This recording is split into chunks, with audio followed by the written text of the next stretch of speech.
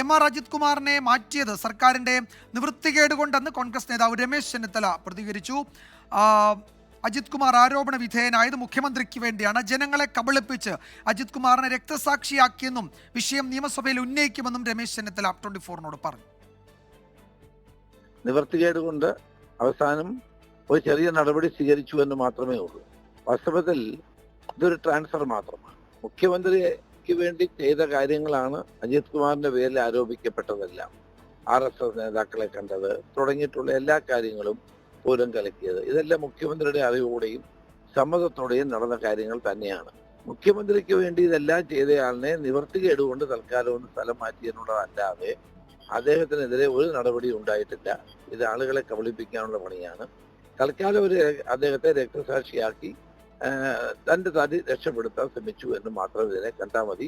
ഇതിന് യാതൊരു എഫക്റ്റും ഇല്ല എന്നുള്ളതാണ് സത്യം.